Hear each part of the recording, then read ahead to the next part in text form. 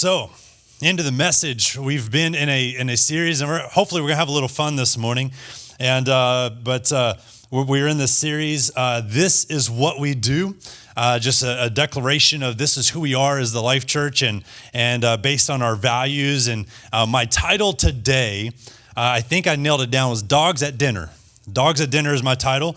My son did specify, make sure you don't say dogs for dinner. I was kicking around titles. These are not dogs for dinner, dogs at dinner.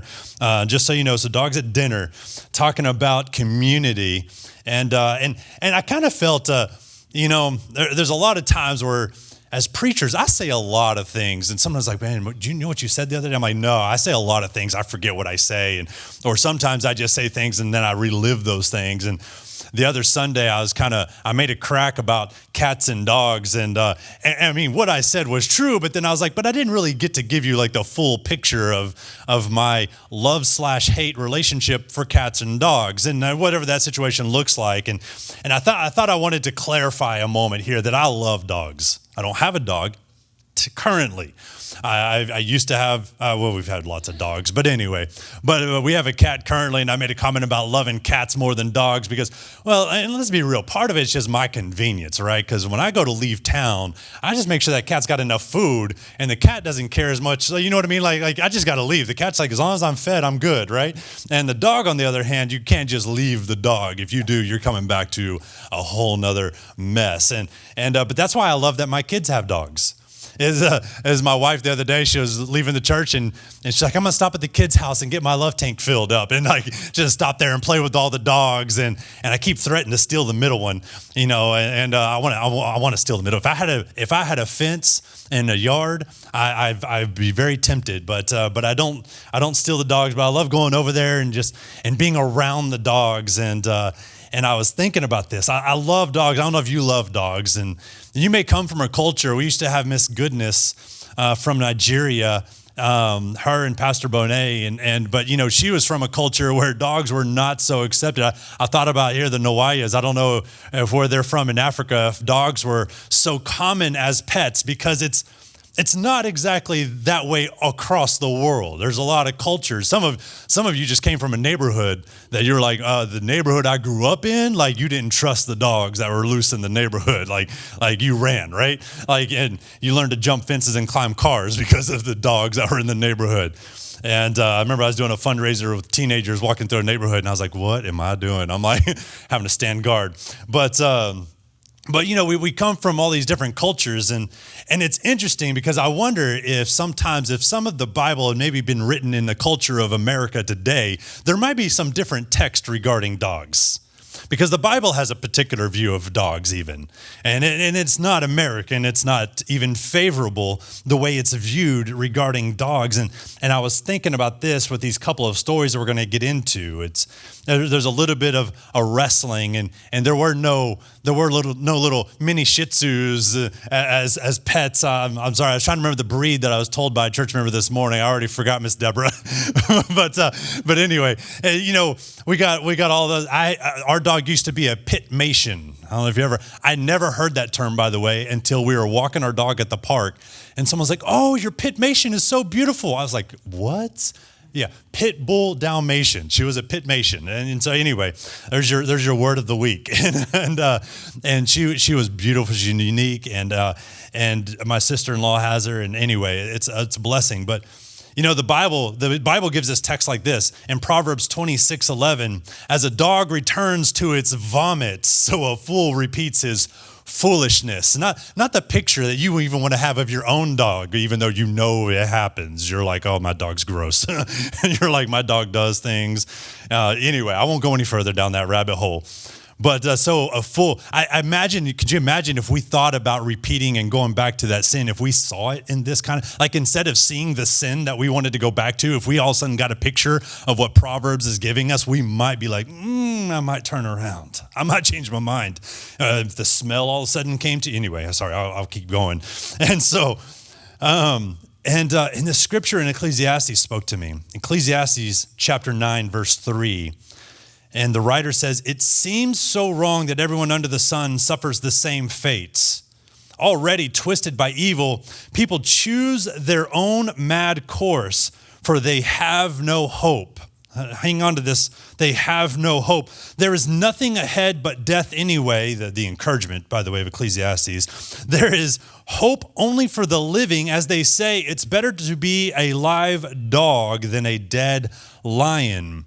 Now, there's a picture here of better to be a live dog. He's not using that as an encouragement. You're not looking at your little pet at home or the one you grew up with or your friend's pet even and thinking that this is a positive statement. He's saying, no. Better to be just the bottom of the barrel, the worst of the worst, than to be a lion, to be the top of the top.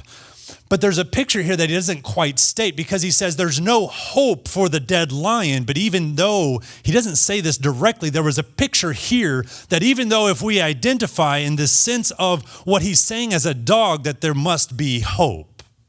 There must be hope. I mean, let's be real. I don't believe any greater picture of hope in this world, in our context of Americans today, than a dog at the dinner table while you're eating. I don't know about you. I've had my sister's dog who I have never fed. I don't believe in feeding from the table. Well, I mean, my grandpuppies for my kids. I mean, sometimes, let's be real, sometimes I might let something drop. But anyway, but I don't feed them from my hand and be intentional in that kind of way. But I remember my sister, which I didn't like my sister's dog. That thing was annoying. It was a rat. Is a bigger rat. Let's just say it that way. But anyway, she doesn't listen to this, so we're okay. And so she'll find out, and all of a sudden she'll listen. I'll get a text. But I couldn't stand her dog, and I was absolutely not going to feed her dog. But it didn't matter that I had never fed her dog. Her dog, if I was eating at the dinner table, on a family night, her dog would still sit there and look at me like I was going to feed it, just waiting. Just waiting. The hope of a dog to have the patience, the fortitude that it has never received food from the table before, but yet somehow it still waits and hopes for food. The hope of a dog baffles me in my understanding of, let's be real, sometimes my lack of faith, my lack of hope, that I would be in this position that okay, Lord, I just prayed. I'm going to wait till the end of service, and then I'll have an answer, right? By the end of service, and if I'm going to expect that thing, and if I don't, I'm going to just walk out discouraged.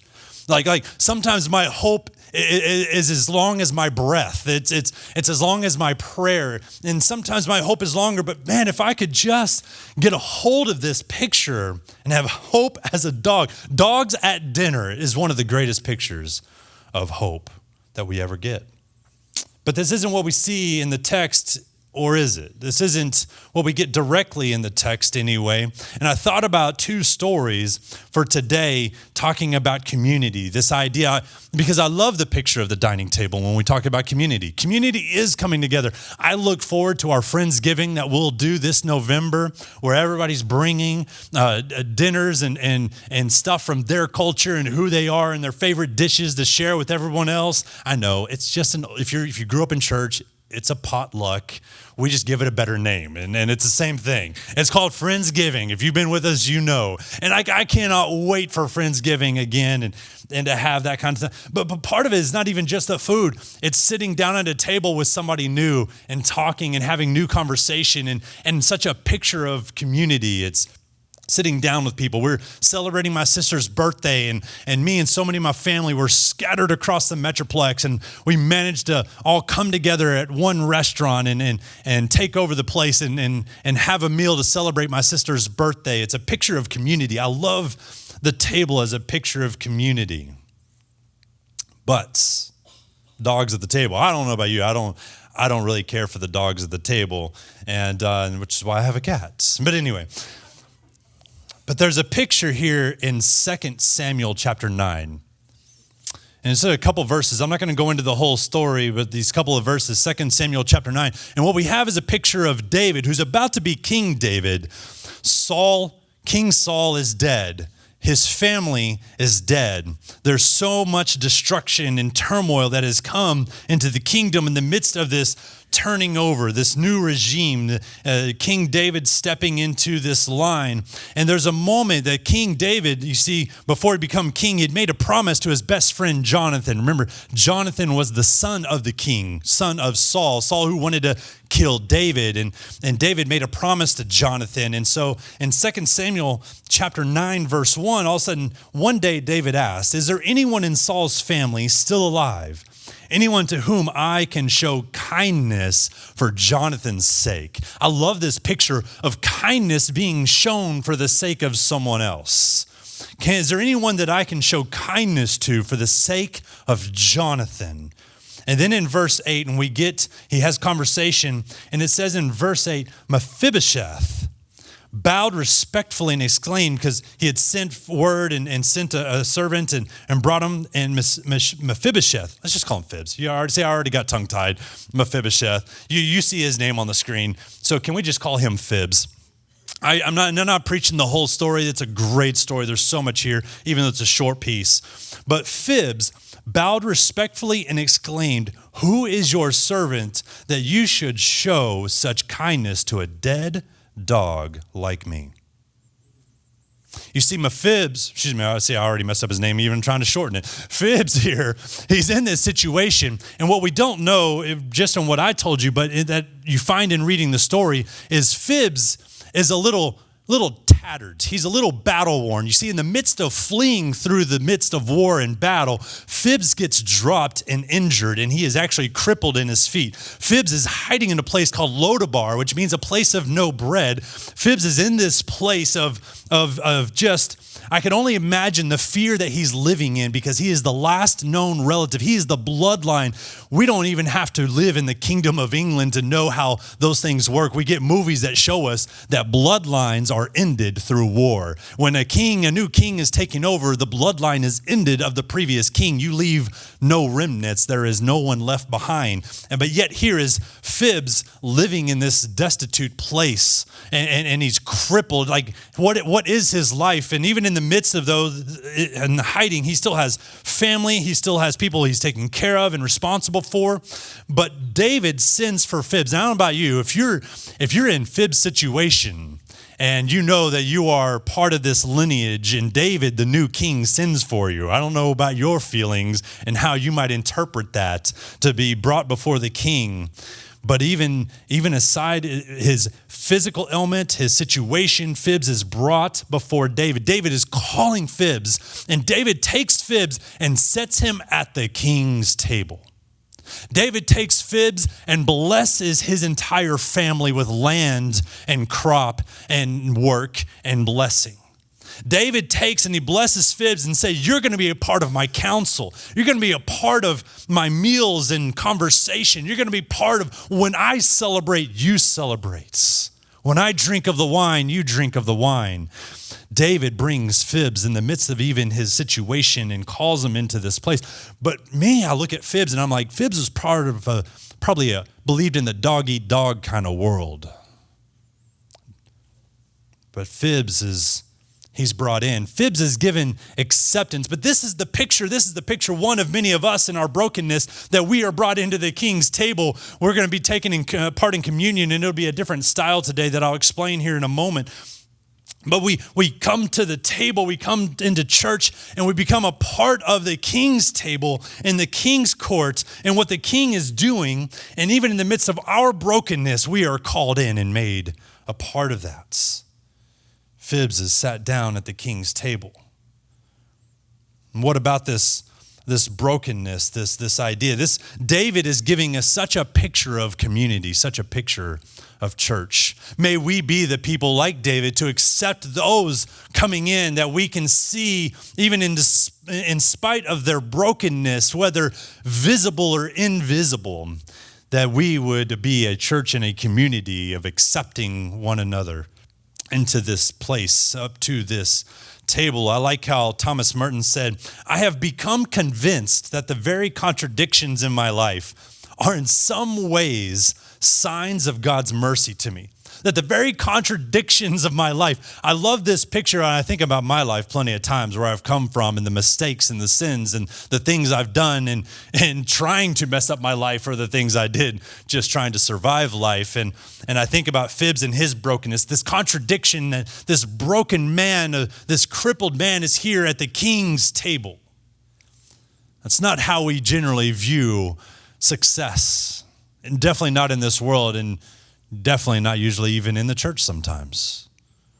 That when we can see brokenness, that there's so much still work to be done, but yet Phibbs is at the king's table. The contradictions of my life. But oh, a dead dog like me, because the picture of what a dog looks like is not positive, it's not good, and yet Phibbs takes on this identity, this dead dog. And then I go, there's a simple practice in the church if you're studying, and it's you find a text and you find something that stands out to you, and you find where else that exists in the Bible. I was listening to a preacher this week, and I loved he was talking about Acts chapter 2, and he was talking about the 3,000 that were added to the church. And he said, very simply, where else do we find 3,000? There's your homework for the week. I'm not telling you the answer, by the way, and you can find that if you're interested. But we find where else that is listed. Now, the concept of dog is listed in several places throughout, especially the Old Testament and the Proverbs and the Psalms, and not always in a positive way in how we view life. But dogs at dinner we find that in another story in Matthew chapter 15. In Matthew chapter 15, there's a famous story that many of us might know, especially if we've been in the church for some time. And in Matthew chapter 15, we find the Gentile woman is what it's often referred to. And it says, the faith of a Gentile woman. I'll read this story, and we'll have it on screen for you. It says, then Jesus left Galilee and went north to the region of Tyre and Sidon. A Gentile woman who lived there came to him, pleading, have mercy on me, O Lord, Son of David. I love that picture as we connect these two stories. For my daughter is possessed by a demon that torments her severely. But Jesus gave her no reply, not even a word. Then his disciples urged him to send her away. Tell her to go away, they said. She is bothering us with all her begging.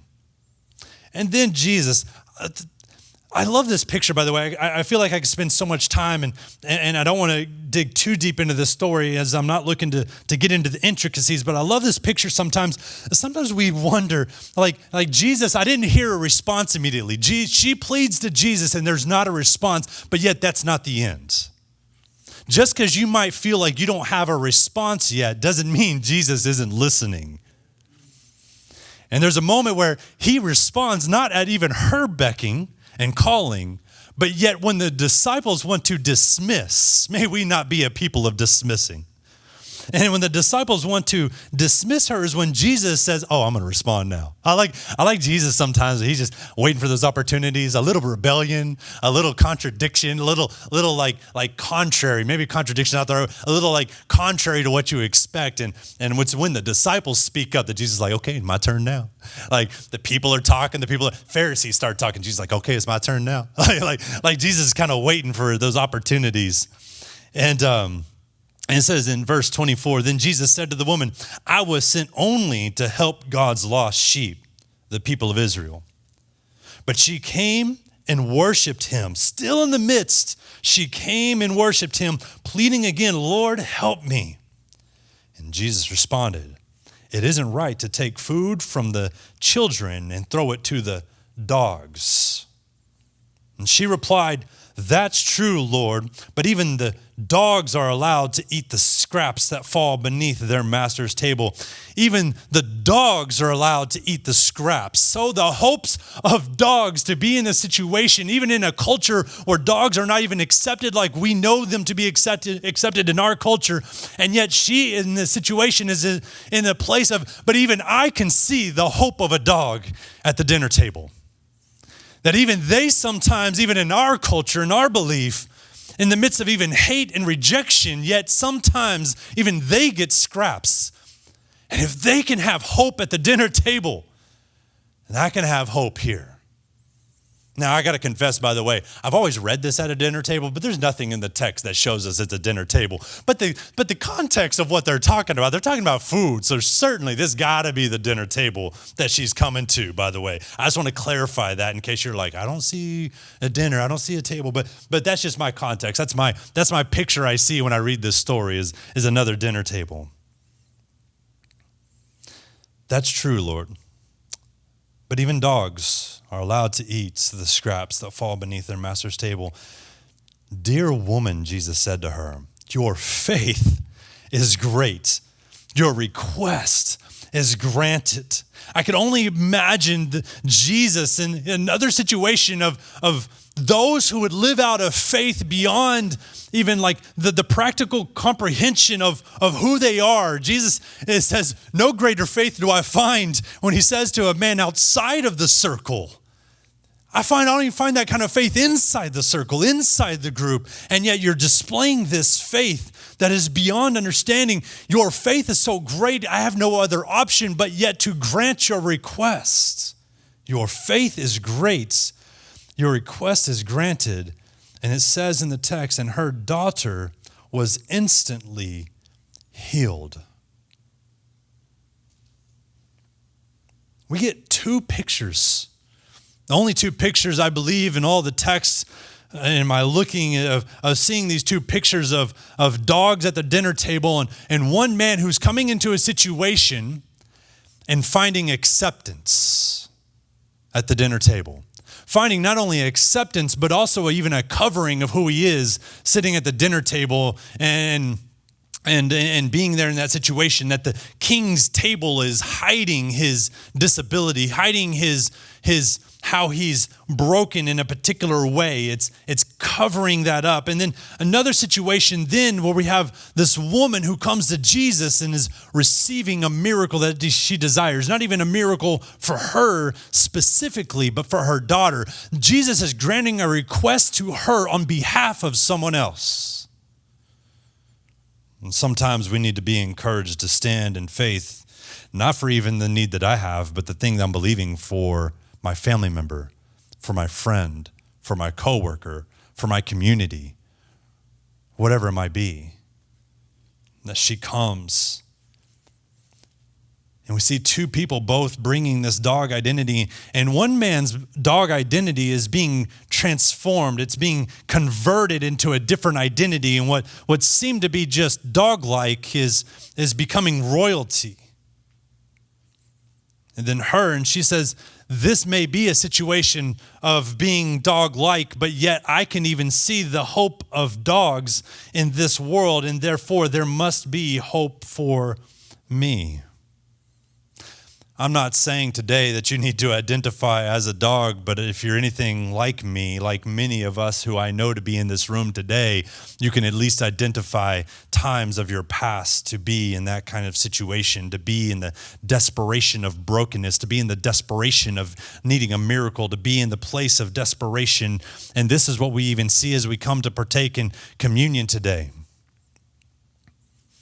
We come to partake in bread and we come to partake in the wine or the juice representing the blood of Jesus and the bread representing the body of Jesus. And so often what I see is as we're getting ready to go into communion and let me take a moment and say here, this is going to be a little different today because we're talking about coming to the table.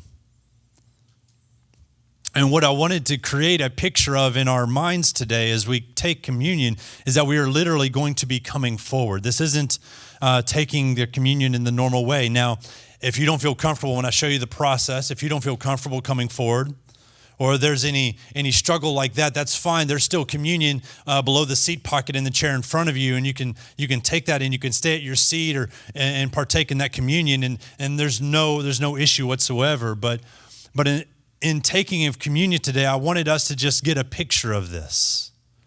That we would have a picture of Phibbs, who is being accepted through this process, which is essentially our acceptance of the blood of Jesus. That the blood of Jesus that would be poured out for the sins of many is our way of acceptance, and we see this in the life of Phibbs. And then we move to the woman coming to the feet of Jesus at the dinner table and saying, but even the dogs get scraps, believing for a miracle. She says, even the dogs, I always pictured it, even not even in scraps, but even the dogs get the crumbs, the bread crumbs. The bread of life is sitting here, and she's saying to the bread of life, even the dogs get the breadcrumbs from the table. Even the dogs get a little bit, and a little bit of Jesus is all I need to go a long way. A little bit of Jesus is all I need to be able to receive the miracle that I'm believing for my daughter today, that I'm believing for my family today, that I'm believing for my job today, what I'm believing for my finances today, that I'm believing if I can just get a little bit of Jesus. Because even the hope of dogs sometimes can be more hope than I have. And that we would be reminded when we're in those situations, we're watching whatever movie with a dog, we have a dog ourselves, and we have family members with dogs, that we would be, every single time that we would see a dog, we would have the hope and be reminded that even the dogs get crumbs. Man, if I can be encouraged by that kind of hope, if I can maybe live that kind of hope, how much different would my life be? How much different would my church be? How much different would my family be? My community?